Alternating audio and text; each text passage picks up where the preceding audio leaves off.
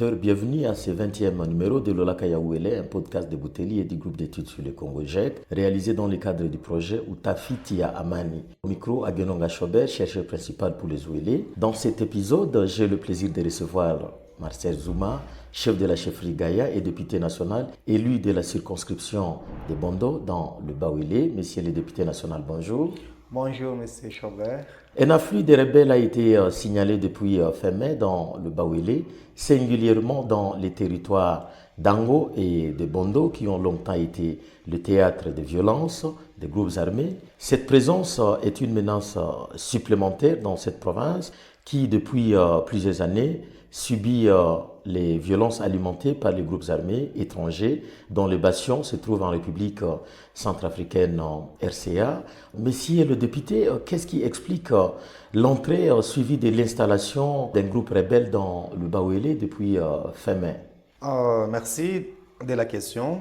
Donc, cette présence des rebelles centrafricains dans la partie nord de notre pays, et principalement dans la province du Bas-Ouélé, comme vous l'avez souligné, les deux territoires notamment, Bondo et Ango. Donc, c'est le fait pour nos frontières d'être perméables, d'être poreuses, parce que comme vous savez, les hostilités sévissent face de notre pays vers sa partie nord, c'est-à-dire en République centrafricaine, mais lesquelles hostilités, compte tenu de la porosité de nos frontières, causent des impacts négatifs sur les communautés, principalement la province du Bas-Ouélé, dans les deux territoires que vous venez de citer, Bondo et Ango.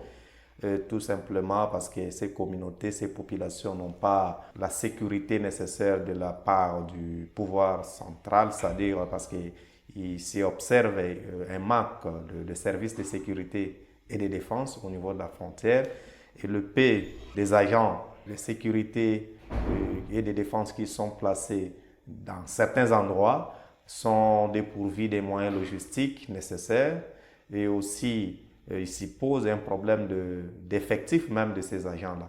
Donc tout cela mis ensemble fait à ce que à chaque fois les rebelles centrafricains ont la facilité de replier vers la partie congolaise pour préparer leurs différents assauts contre le régime en Centrafrique. Alors, d'une manière un peu ramassée, ce que je peux dire, c'est qu'il y a en quelque sorte la faible présence de nos services de sécurité au niveau de nos frontières. C'est ce qui justifie la présence récurrente qui cause des énormes problèmes à nos populations vivant dans la partie nord du pays, principalement dans les territoires de Bondo et Ango. Jusqu'à aujourd'hui, on n'a pas assez d'informations sur l'identité de ces mouvements. Pouvez-vous décrire ces groupes et éventuellement les effectifs de ces groupes, et les objectifs et les méthodes employées par ces rebelles? Jusqu'ici, on signale la présence de Seleka. Il s'agit là de rebelles Seleka. Et, bon, les effectifs, nous ne les avons pas encore, comme vous avez dit. Nous avons des difficultés au niveau de dans cette partie du pays, en ce qui concerne nos forces de sécurité et de défense qui ne sont pas déployées de manière quantitative et aussi qualitative parce que, comme je vous ai dit tantôt, il se pose un problème d'effectifs et la logistique ne suit pas. Donc c'est difficile d'accéder à ces zones où sont basés ces rebelles en repli vers la partie congolaise, dans cette partie du pays. Eh bien, donc on ne sait pas les dénombrer à ce jour, mais tout ce que nous savons, c'est qu'ils sont là, ces rebelles-là sont là, ils sont bien présents sur notre territoire, dans le Bas-Ouélé, dans les deux territoires principalement, et ils causent des dégâts énormes, parce que leur passage, comme vous savez, ne laisse que des casses derrière, parce qu'ils ont besoin... On va évoquer cette question tout à l'heure là. Est-ce qu'on peut avoir d'amples informations sur la Seleka à laquelle vous avez fait allusion tout à l'heure? De quel mouvement s'agit-il? La Seleka, il s'agit d'une rébellion centrafricaine qui fait face aux forces centrafricaines, appuyées bien entendu par le RIS, et étant en débandade dans leur parti, dans leur pays, où ils sont en conflit avec le régime en place, et ils replient maintenant vers la partie congolaise. Donc il s'agit d'une rébellion centrafricaine et non congolaise, Mais seulement, comme nos frontières sont poreuses, c'est la raison pour laquelle ils ont à chaque fois la possibilité, ils ont chaque fois la possibilité de venir, comme bon leur semble, armés. Et que ça, il faut le souligner parce qu'ils sont sur notre territoire avec tout ce qu'ils ont comme armement de l'autre côté. Ils les ont apportés également chez nous. Et lorsqu'ils passent partout dans nos villages, et à la recherche, bien entendu, des vivres et tout ça, ce sont nos populations qui sont malmenées, maltraitées. Et ils pillent même nos villages et sèment même la terreur jusqu'à donner, à ôter la vie à nos populations. Donc, c'est un peu ça la situation qui traverse cette partie du pays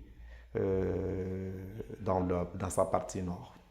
Quelles sont les entités ou les zones occupées actuellement par ce mouvement?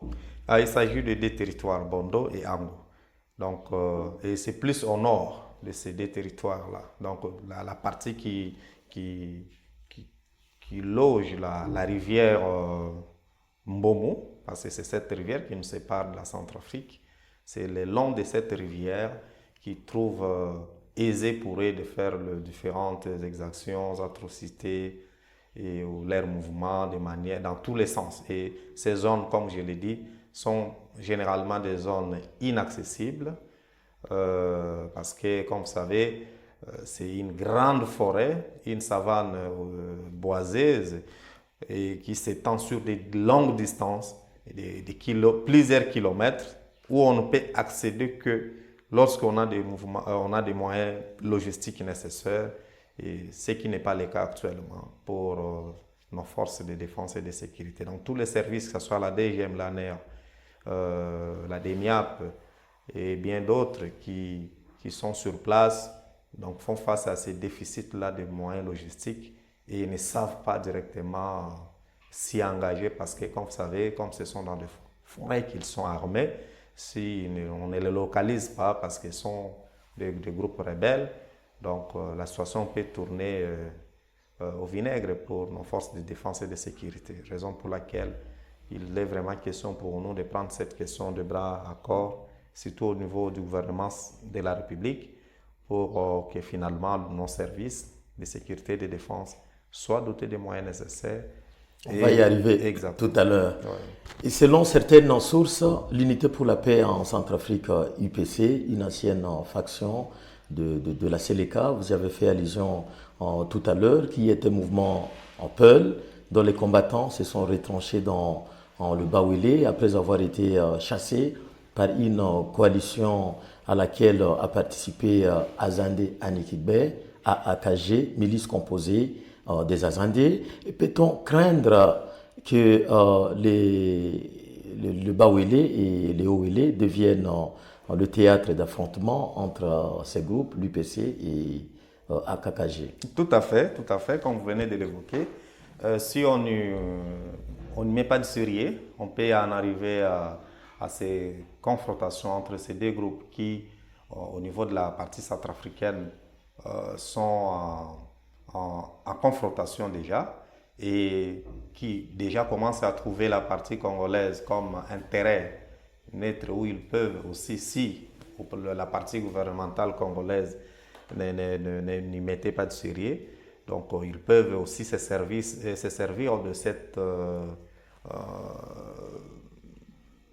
cet espace qui regorge cette partie nord du pays et pour s'affronter et puis avec tout ce que cela peut avoir comme conséquence et tout ce que ça peut produire comme conséquence sur nos communautés, surtout nos populations vivant dans cette partie-là. Donc, vraiment, nous devons y mettre du sérieux. Et j'interpelle même le gouvernement de la République pour que finalement des actions concrètes et dissuasives soient mises pour que finalement on n'arrive pas à ce que vous venez d'évoquer dans le futur.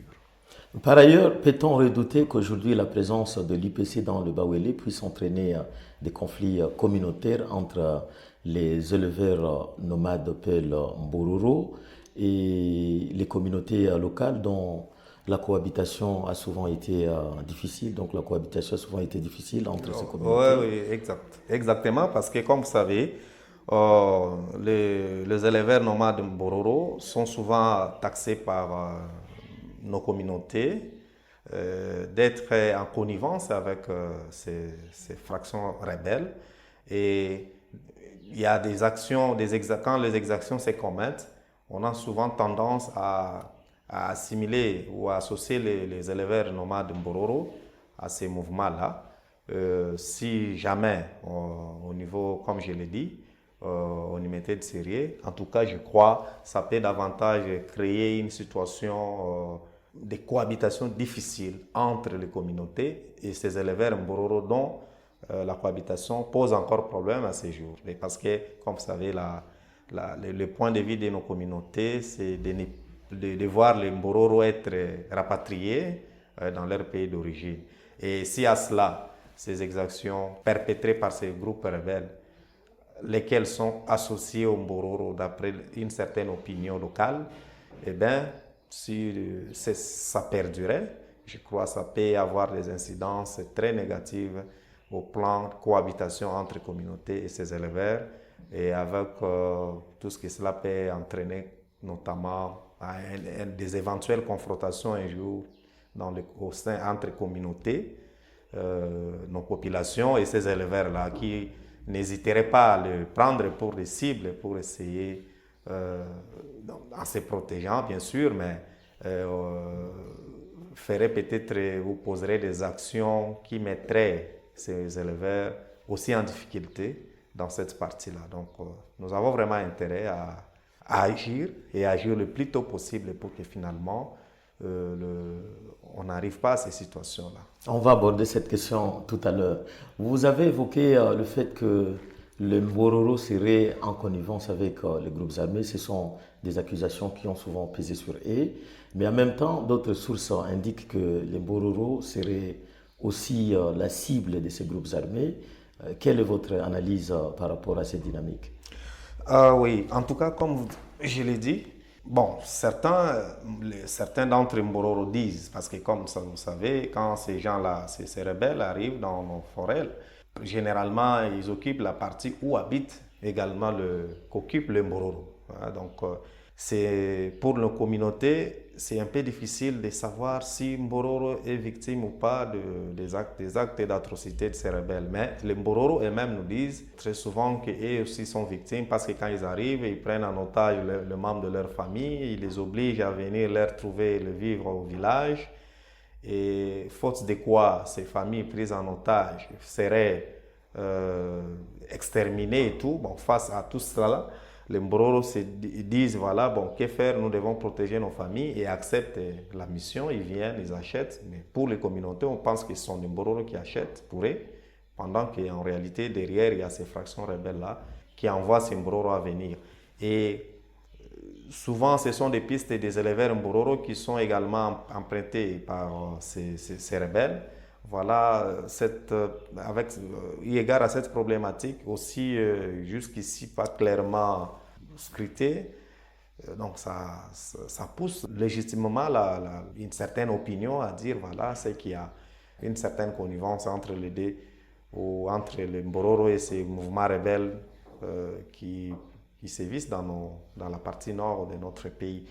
Et aussi à cela, on peut ajouter le fait pour les Mbororo est aussi d'être armés, parce que ça c'est un élément aussi important. Donc, parce qu'eux-mêmes sont armés, ils ont déjà fait plus d'une fois face à nos forces de défense et de sécurité. On a même connu des pertes en vie humaine dans le rang de nos FARDC. Et tout cela mis ensemble vraiment nous amène à croire que c'est... Parce qu'il semble qu'il y aurait une certaine entente entre certaines fractions de ces rebelles en Centrafrique, entre eux et les Mbororo, et que pour certains, les Mbororo seraient aussi en train de soutenir ces mouvements à partir de la RDC. Et financièrement, il semblerait qu'ils seraient en train même de financer. C'est à l'image de tout ce qui se raconte autour de cette problématique Mbororo et ces groupes rebelles qui pratiquement occupent le même espace, qui fait assez que dans l'opinion, les Mbororo soient aussi considérés comme une force négative et avec laquelle la cohabitation ne peut pas être possible. Et par ricochet, aussi une force négative en connivence avec d'autres forces négatives ou des rebelles centrafricains. Face à cette situation sécuritaire préoccupante dans le Bawele, quel rôle vous jouez en votre qualité de parlementaire de cette province? Oui, je crois comme le gouvernement venait d'être investi et nous avons un ministre de l'Intérieur, Sécurité, il y a la Défense aussi qui a été, il y a un nouveau ministre de la Défense. Nous, en tant que parlementaires et dans le cadre des caucus des élus de la province du Bas-Ouélé, on peut élargir dans le bassin des Louélé, on peut élargir au bassin des Louélé. Donc, nous nous sommes donné le devoir de rencontrer les différents responsables, que ce soit les différents ministres comme les différents chefs des corps, les différents services étatiques censés s'engager à mettre hors d'état de nuire ces mouvements. Donc je crois dans un très proche avenir, les contacts sont déjà avancés pour que finalement le gouvernement puisse en tout cas s'assumer et que la situation soit véritablement sous contrôle. Je crois même qu'il y a peu, le commandant en région a fait le déplacement de Bouta et il va aller jusqu'à Angopoko. C'est toujours dans ces cadres-là et il y a quand même des efforts qui sont en train d'être faits déjà au niveau de certaines autorités militaires, notamment celui de la 31e région de Kisangani, de qui dépend le régiment de la province du Bas-Ouélé. Donc à ce niveau, il a déjà pris certaines initiatives pour essayer de mettre hors d'état de nuire tous ces mouvements rebelles. Mais ce n'est pas suffisant parce qu'il fait face toujours à ces difficultés d'ordre logistique et tout.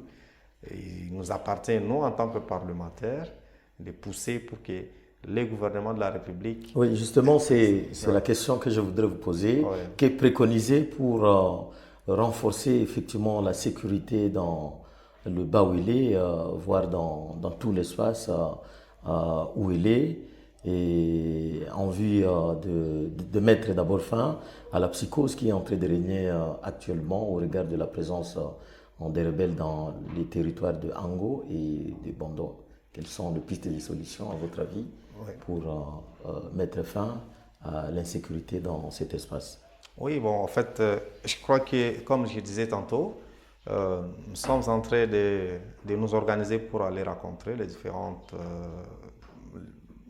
autorités concernées, c'est-à-dire en commençant par le ministre, le VPM de l'Intérieur, Sécurité, celui de la Défense, et bien entendu le différent au cadre de l'armée et de la police, bien entendu, c'est des autres services de sécurité, les services d'intelligence, pour qu'une conjugaison d'efforts soit mise à profit afin de mettre ces rebelles hors d'état de nuire.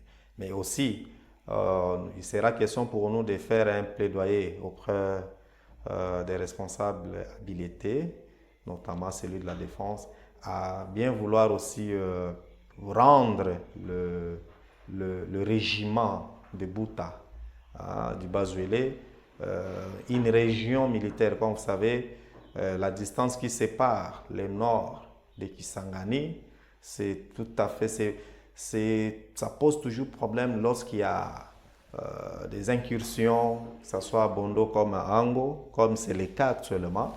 Donc cette partie-là a toujours, donc les interventions arrivent toujours un peu en retard parce que compte tenu de la distance, parce que Bouta jusqu'ici demeure encore un régiment avec un effectif très faible. Mais dès lors qu'on décentralise et que ça devient une région militaire ou au minimum un secteur opérationnel, je crois que ça paie avec l'effectif qui comprend toute une région ou un secteur. Donc ça peut, tant soit peut résoudre ces problèmes. Parce que la question n'est pas simplement de mettre hors d'état de nuire, mais aussi de sécuriser de manière durable nos frontières, parce que à chaque fois que nos frontières demeureront poreuses, et ces mouvements ne feraient que comme d'habitude, donc ne ferait que ressurgir vers cette partie-là, en raison de plus d'un effectif important. Et ça ne sera possible que dès lors qu'on arrive à une décentralisation au sein de l'armée, que la ville de Buta devienne ou abrite toute une région militaire et que Ango Bondo devienne des régiments.